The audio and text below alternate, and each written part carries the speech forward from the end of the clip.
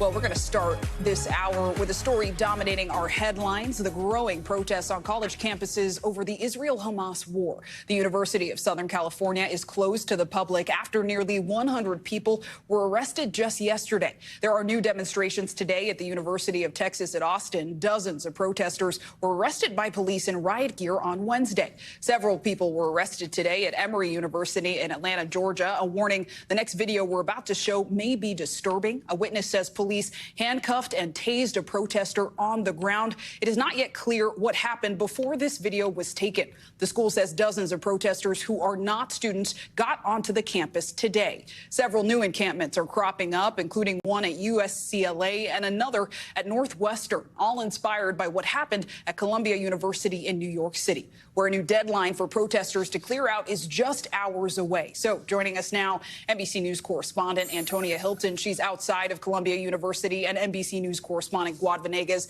at the University of Texas, Austin. Guad, let's start with you in the South there. What are you hearing from students on campus today? Zinclay, well, we're seeing protesters gather once again in support of Palestine here at UT. Despite of what happened yesterday, you can see this large group behind me. It's been a peaceful protest.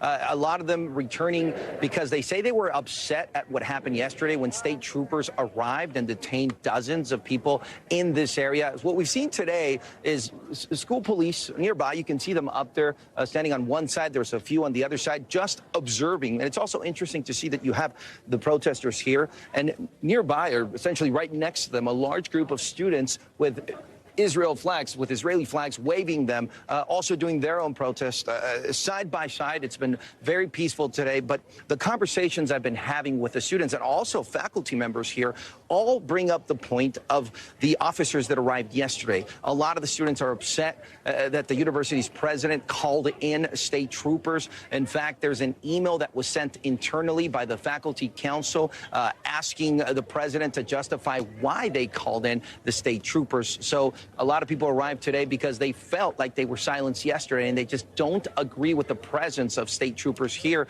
So for now, again, it has been peaceful with protesters on both sides right next to each other, Sinclair. All right, and Guad, just briefly, how's the university responding to some of those criticisms about the presence of law enforcement and the use of riot gear? So, Sinclair, yesterday, we knew that the university had sent a letter to the group that organized the walkout yesterday, asking them not to move forward with that event. They moved forward. And then after what happened yesterday, and when we saw all of those arrests, the president released a statement standing by his decision, indicating that that protest was violating rules. And that's why he called in the state troopers and also the school police to come and essentially do what they did. So today, we are now hearing again members of the staff that are upset, asking the president to explain what rules were broken by those protesters and why he called in the state troopers yesterday, Sinclair. All right, Guad, thank you. Antonia, let's bring you in New York. Where do talks between the school, Columbia, and protesters stand as this new deadline approaches? And what happens if they do not reach a deal here? Well, Zinclay, we know that the deadline is officially 4 a.m. So the early hours of tomorrow morning, Friday morning, we will know where these negotiations stand. They had stalled for quite a while. Then they restarted early this morning with students, faculty, and staff all at the table with the administration, a small core group that have been part of these conversations.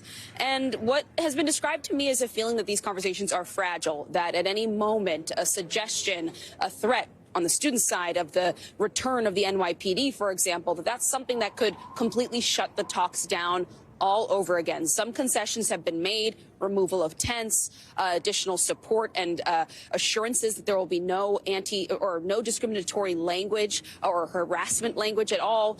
Students are following more safety guidelines in the encampment, but more work needs to be done at this stage, Zinclay. And Antonia, briefly, you told us yesterday that some students were worried that this could escalate into a Kent State situation. That's when 4 students were killed in 1973. The National Guard was deployed following anti-Vietnam War protests.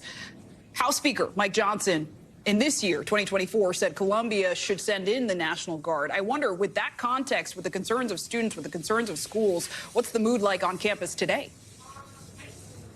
Well, Zinclay, I actually have new reporting for you. I got to speak with Jelani Cobb, the dean of Columbia's journalism school and a member of that negotiating committee, and he confirmed to me officially first to NBC News, that these talks about the National Guard are officially off the table. So that is not part of the negotiation. Columbia is not going to bring the National Guard, and they're starting to hear about this. Students and faculty tell me that this is something that reassures them, St. Clay. Major development. Thank you, Antonia Hilton and Guad Venegas. Thank you both for your coverage.